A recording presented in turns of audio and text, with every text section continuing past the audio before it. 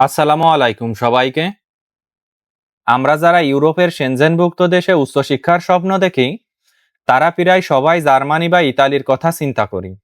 কিন্তু আপনারা কি জানেন, ইউরোপের একেবারে কেন্দ্রস্থলে অবস্থিত অত্যন্ত উন্নত এবং নিরাপদ একটি দেশ স্লোভেনিয়া এখন বাংলাদেশি শিক্ষার্থীদের জন্য উচ্চশিক্ষার দারুণ সব সুযোগ নিয়ে আসছে। আজকের এই ভিডিওতে স্লোভেনিয়ায় উচ্চশিক্ষার যাবতীয় বিষয় নিয়ে আলোচনা করার চেষ্টা করব ইনশাআল্লাহ। তো মূল আলোচনা শুরু করি। মূল আলোচনার প্রথমেই কথা বলবো স্লোভেনিয়ার ইউনিভার্সিটিগুলোর টিউশন ফি এবং স্কলারশিপের বিষয়ে। এই দেশটিতে উচ্চশিক্ষার ক্ষেত্রে সবথেকে বড় যে আকর্ষণটি কাজ করে তা হলো এখানকার পাবলিক ইউনিভার্সিটিগুলোর অত্যন্ত সাশ্রয়ী টিউশন ফি পলিসি। বর্তমান তথ্য অনুযায়ী স্লোভেনিয়ার পাবলিক ইউনিভার্সিটিগুলোতে বিদেশি শিক্ষার্থীদের জন্য টিউশন ফির ক্ষেত্রে অনেক সময় বিশেষ কোটা বা সাশ্রয়ী রেট অফার করা হয়। আপনি যদি এই দেশটির শীর্ষস্থানীয় প্রতিষ্ঠান যেমন university of Louisiana, university of Maribor কিংবা ইউনিভার্সিটি অফ প্রিমোর্স্কার মতো নামকরা পাবলিক ইউনিভার্সিটিগুলোতে আবেদন করেন, সেক্ষেত্রে আপনার টিউশন ফি সাধারণত বছরে 2000 থেকে 4000 ইউরোর মধ্যে সীমাবদ্ধ থাকবে। বাংলাদেশি টাকায় এটি বছরে মাত্র 2.5 লক্ষ থেকে 5 লক্ষ টাকার মতো, যা ইউরোপের অন্য অনেক দেশের তুলনায় অবিশ্বাস্য রকমের কম।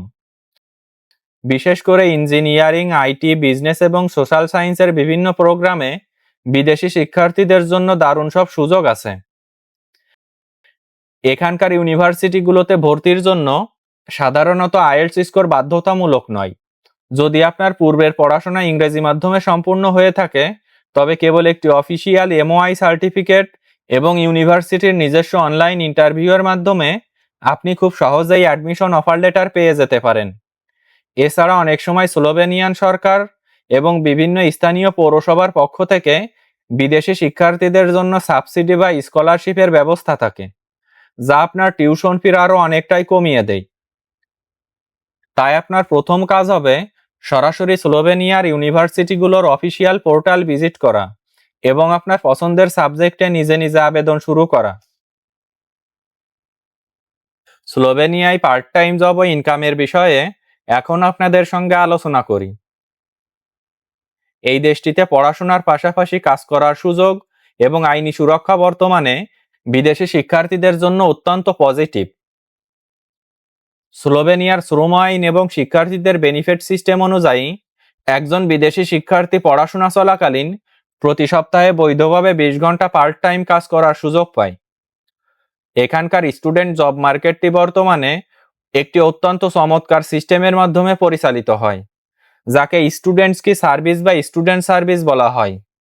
এর মাধ্যমে খুব সহজেই নিরাপদে এবং বৈধভাবে পার্ট টাইম জব খুঁজে পাওয়া যায়। স্লোভেনিয়ার রাজধানী লুবলিয়ানা কিংবা অন্যান্য বড় শহরগুলোতে restaurant, cafe, hotel, super shop, logistic centre এবং ওয়্যার হাউসে প্রচুর পার্ট টাইম কাজের সুযোগ আছে। বর্তমানে এখানে আপনি প্রতি ঘন্টা পার্ট টাইম জবের মাধ্যমে 6 থেকে 9 ইউরো পর্যন্ত ইনকাম করতে পারবেন, যা দিয়ে আপনি আপনার প্রতি মাসের থাকা খাওয়ার খরচ খুব সহজেই মিটিয়ে ফেলতে পারবেন। আর ছুটির দিনগুলোতে বা সামার ভ্যাকেশনের সময় ফুল টাইম কাজ করার সুযোগ থাকায় আপনি ভালো অঙ্কের টাকা পরবর্তী সেমিস্টারের জন্য সেভ করতে পারবেন। তবে একটি গুরুত্বপূর্ণ টিপস হলো, স্লোভেনিয়ায় আসার পর আপনি যদি সেখানকার স্থানীয় ভাষা বা বেসিক স্লোভেনিয়ান ভাষাটা একটু আয়ত্ত করে নিতে পারেন, তবে আপনার কাজের ক্ষেত্র এবং আয়ের পরিমাণ বহুগুণ বেড়ে যাবে। তাই পড়াশোনার পাশাপাশি নিজের ক্যারিয়ার গড়ার এই পার্ট টাইম সুযোগগুলোকে সঠিক কাজে লাগালে স্লোভেনিয়ায় আপনার আর্থিক কোনো সমস্যা হওয়ার কথাই নয়। স্লোভেনিয়ার স্টুডেন্ট ভিসা আবেদন প্রক্রিয়া ও ডকুমেন্টসের বিষয়ে এখন আপনাদের সঙ্গে আলোচনা করি। এই দেশটির স্টুডেন্ট ভিসা বা দীর্ঘমেয়াদী রেসিডেন্ট ভিসা পাওয়ার প্রক্রিয়াটি অত্যন্ত নিয়মতান্ত্রিক এবং স্বচ্ছ। ভিসা আবেদনের প্রথম ধাপ হলো স্লোভেনিয়ার কোনো স্বীকৃত পাবলিক ইউনিভার্সিটি থেকে অফিসিয়াল অ্যাডমিশন লেটার বা অ্যাকসেপ্টেন্স লেটার সংগ্রহ করা এবং টিউশন ফি পরিশোধ করা। এরপর আপনাকে স্লোভেনিয়ার ইমিগ্রেশন ডিপার্টমেন্ট বা আপনার দেশের নিকটস্থ স্লোভেনিয়ান এম্বাসির মাধ্যমে ভিসার জন্য অফিসিয়াল আবেদনপত্র জমা দিতে হবে।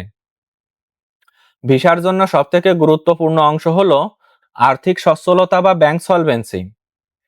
এই দেশটির ইমিগ্রেশন সাধারণত দেখতে চায় যে আপনার ব্যাংক অ্যাকাউন্টে বা স্পন্সরের অ্যাকাউন্টে 1 বছরের লিভিং কস্ট এবং টিউশন ফি বহন করার মতো পর্যাপ্ত তহবিল জমা আছে কিনা। আপনার ডকুমেন্ট চেকলিস্টে যে পেপারসগুলো অবশ্যই থাকতে হবে তা হলো অন্তত 1 বছর মেয়াদি অরিজিনাল পাসপোর্ট, ইউনিভার্সিটির admission letter, police clearance certificate, medical fitness certificate এবং ইউরোপিয়ান স্ট্যান্ডার্ড একটি হেলথ ইন্স্যুরেন্স পলিসি।